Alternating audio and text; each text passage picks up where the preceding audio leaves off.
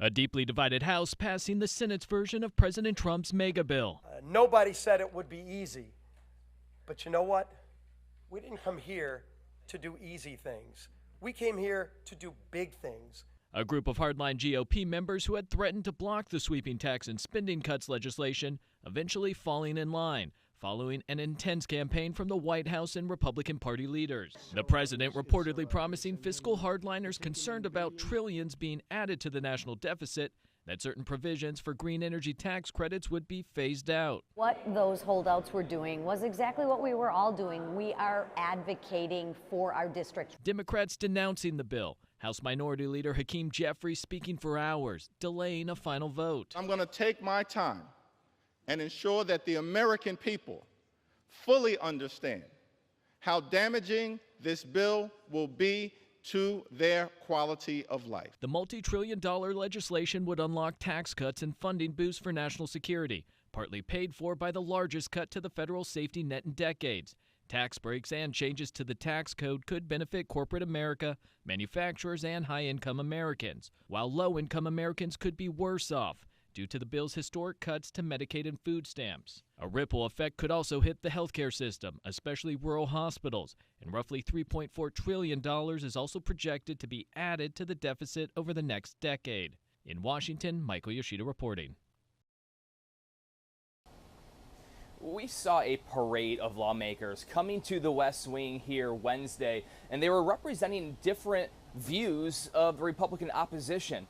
There were some centrist Republicans concerned about the impact that this bill will have on Medicaid. You also had some of the fiscal hawks concerned about the bill's dramatic increase on the deficit.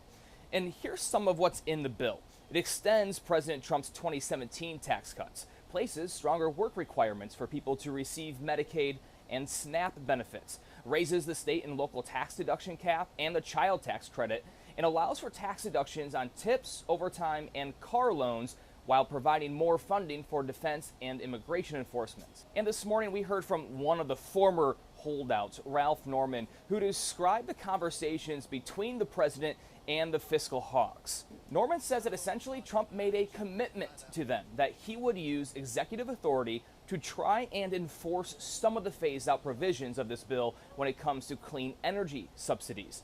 That seemed to be enough to get Rep. Norman and some of those other Freedom Caucus members to a yes vote, because the language of the bill itself has not changed from the Senate version.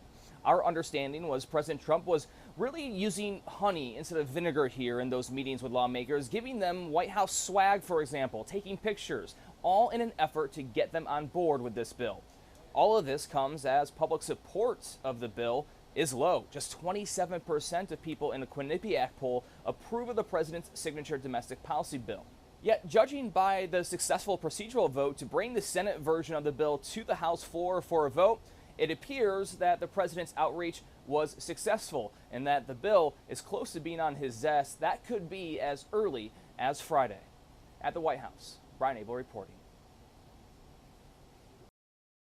Look forward to moving it forward. It's do or die time for lawmakers who want to meet President Donald Trump's deadline for his sweeping budget bill. He wants to sign it by tomorrow, but that depends on whether House Republicans can pass it in time. GOP leaders praise the bill's spending cuts, an extension of trillions of dollars in tax breaks. The legislation also contains billions for immigrant detentions and Trump's border wall. And we're going to do right by the American people. This is going to be a great thing for the country. Democrats say they don't want to reduce funding for Medicaid and food stamps. They also point to analysis showing the wealthiest Americans get the most money from the bill's tax breaks. Without Democrat support, Republicans could only spare 3 votes. Procedural stalemates overnight suggest the party is struggling to unify. Mr. Speaker, my understanding is that House Republicans have kept this vote open longer than any other Congress in the history of the House of Representatives. Most reluctant Republicans say they worry the bill could add trillions to the national debt. Some have expressed concerns about cuts to Medicaid. That, as Democrats were calling the unexpected GOP vote in 2017,